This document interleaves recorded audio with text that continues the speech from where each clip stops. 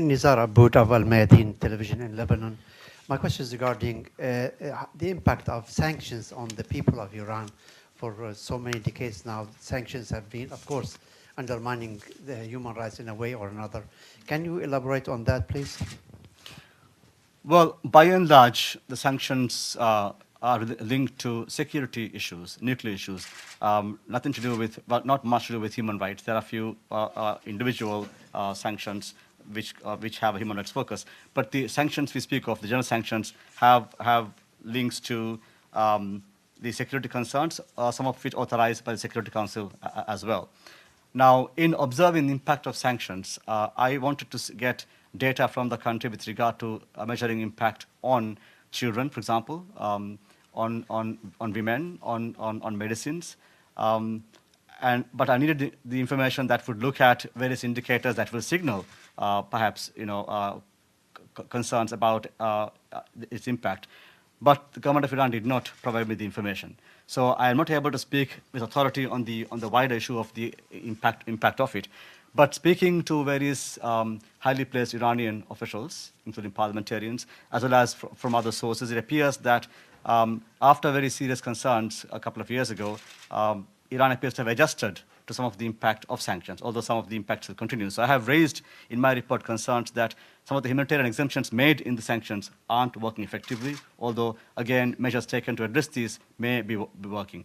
I'm happy to report that the IMF have reported recently that Iran's economy is bouncing back, and therefore the economic growth has the potential to alleviate some of the concerns that have been affecting people over the past couple of years. I have repeatedly spoken about my concerns to those countries involved with the sanctions regime. Although I did this initially when I first began observing about the impact of sanctions, and my communications to them were of my concerns about the level to which the exemptions were working.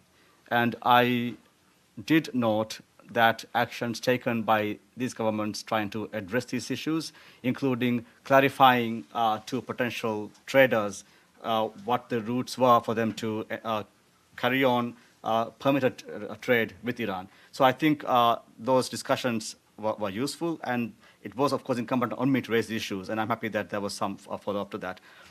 With regard to the impact with regard to SWIFT, that wasn't a targeted sanction. That was I think, an outcome of the general sanctions. I am not exactly sure what the current position is, but I have not received a report to say that they have put Iran back on the system. Is there a question back there and a question from Matthew? Mr. Shahid, regionally there is a problem of extremism and targeting of Christians, of Shiites, of Alawites and others, especially in Pakistan, in Iraq, in Saudi Arabia, in Bahrain and others. Have you spotted, or in your observations, any reciprocity by Shiites against Sunnis, for example, in Iran? The answer is no. First of all, you are right in pointing out to the growing, tensions, sectarian tensions in the region.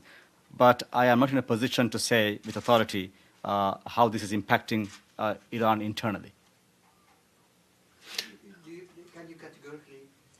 Can you categorically say that? Sorry. Can you categorically say that you did not observe any reciprocity from the Shias in Iran against Sunnis? I have not seen even in rulings in courts, for example. I have not seen a response that can be related to the developments that you refer to, but I have expressed concern about the plight of the Sunni community in Iran. There are 150. There are a number of Sunni Muslims facing different kinds of harassment and persecution in the country, but I will not relate these to wider developments in the region.